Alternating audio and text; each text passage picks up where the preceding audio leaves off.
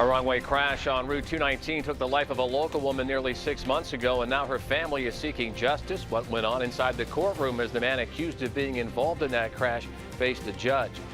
And later, recruiting numbers for volunteer firefighters continue to drop in Pennsylvania, what local firefighters believe is causing the decline and what they think could help fix the problem. 6 News 11 at 11. 11 minutes of news before the first commercial starts now. Good evening. It was an emotional day in court for the family of Olivia Redd. Redd was killed in a wrong-way crash earlier this year, and the man who police say was allegedly involved in that crash faced a district judge for the first time today. Chase Turner will head to trial and is facing a slew of charges in Redd's death. 3 witnesses took the stand today, including Trooper Adam Hooks, a reconstruction specialist with the Pennsylvania State Police. According to his report findings, Turner's vehicle was driving southbound in the northbound lanes the night of May 30th and hit Redd's vehicle head-on. After reconstructing the scene, he said Turner's truck was traveling between 30 and 40 miles per hour and did not brake before impact. Paperwork also shows his blood alcohol content was triple the legal limit. Redd's vehicle was going between 72 and 78 miles per hour and did slow down before impact. We spoke with Turner's attorney, Brian Manchester, after the hearing. My client's happy that he's not behind bars, but he's very upset about this whole situation. A young woman lost her life. He's not. Turner is out on unsecured bail. Meanwhile, in Blair County, a preliminary court hearing for Michael Copley was delayed for the 3rd time today. He's accused of killing his wife, Catherine, nearly 3 years ago. The Blair County DA's office told us today's hearing was rescheduled because of a conflict of interest that Copley's attorney reported. The other 2 hearings, he said, were rescheduled because Copley didn't yet have an attorney. Catherine Copley went missing in December of 2015, and her body wasn't found until 6 months later. Catherine's family says they're tired of the delays and they've waited too long for closure. I don't know how to explain it, but you have to prepare your mind and your soul and your heart to know that this is the person that we felt all along that's taken my sister's life. And we have to hold it all together that day whenever we do face him, and hope to God we can hold it all together. Copley's appointed attorney, listed in court documents, did not respond to a request for comment. And in Center County Court today, this woman took the blame for her boyfriend's overdose death back in July. Jada Ferguson and 3 others were charged in the case. Police say Ferguson, her boyfriend Michael Vivian, and another person were traveling to Williamsport to buy heroin. Ferguson testified Savoy Jennings sold them nearly 24 bags of heroin.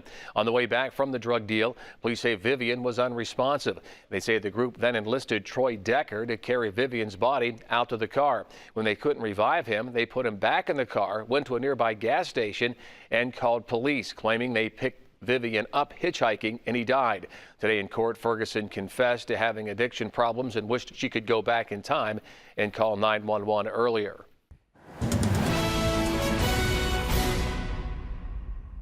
Well, Tony, it's late November, but it feels like January out there tonight. Tim, it is very cold out there tonight. Wind chills are down into the single digits and lower teens, but conditions will improve quite a bit for tomorrow. The winds are slowly backing off out there tonight, sustained between 10 and 15 miles per hour from the west, and still a little bit gusty, especially around Altoona at 30 miles per hour. But overall, the winds decreasing and clouds slowly decreasing as well. It will take some time, but it looks like sunshine back across the area for tomorrow. After some morning cloud cover, conditions looking decent for the afternoon with a few peaks of sunshine.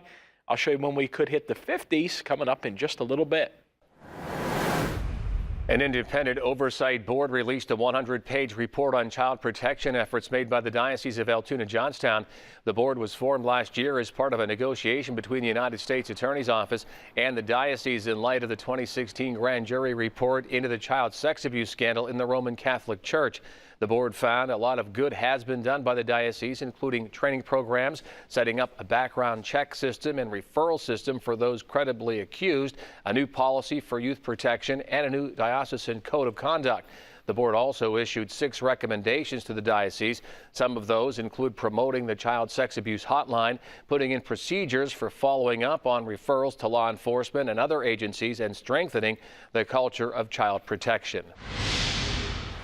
Former Pennsylvania Attorney General Kathleen Kane lost her bid to delay her deadline of reporting to jail tomorrow morning. Officials say Kane had asked for a brief extension so she could make arrangements for her sons. The judge denied the request shortly after it was filed.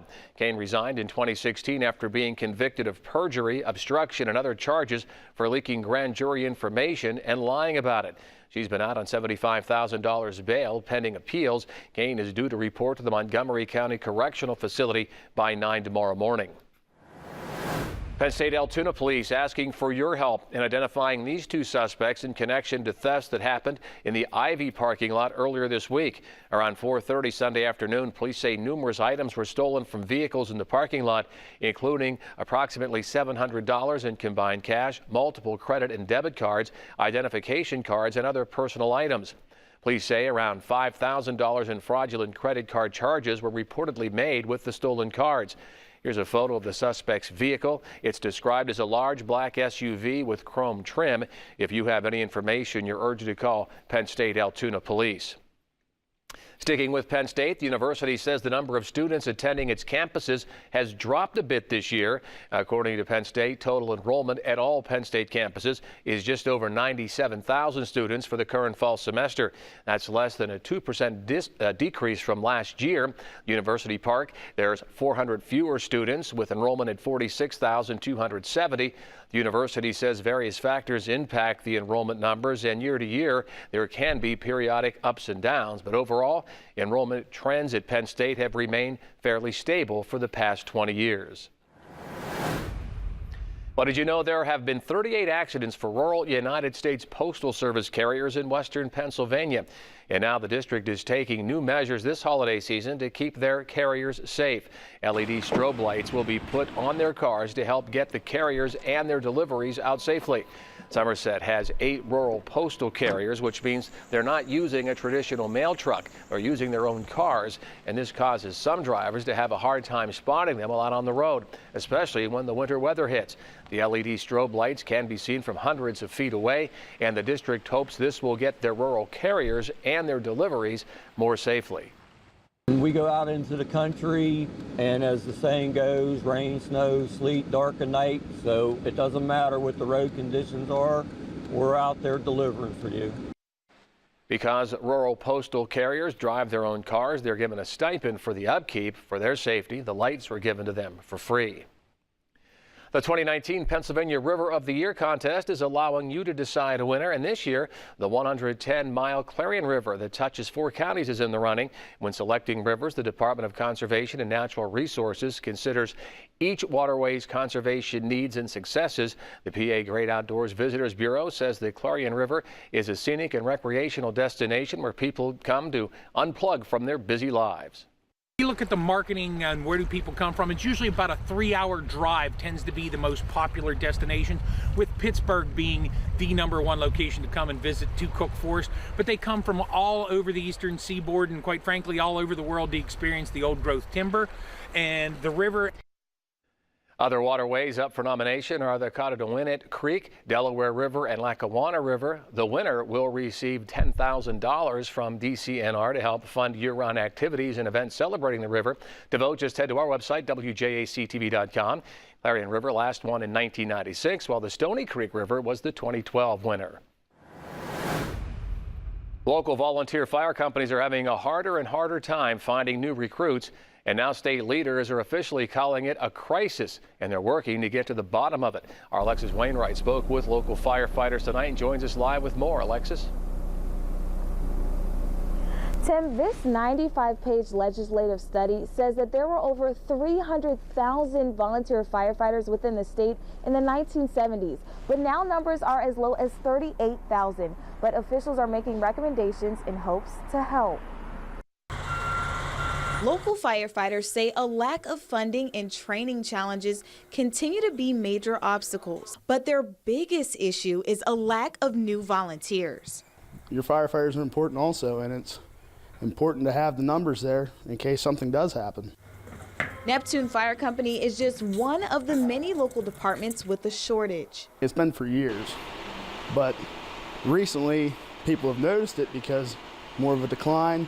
when there's low numbers, you're going to notice it more than you have in the past. In the past, fire departments would see more people join while they're still young, 18 to 25 years old. But now they take whatever they can get. The youngest one we have now is 17. We only have one junior. More than 90% of the state's 2,500 fire companies are volunteer, and leaders say most people just don't have the time.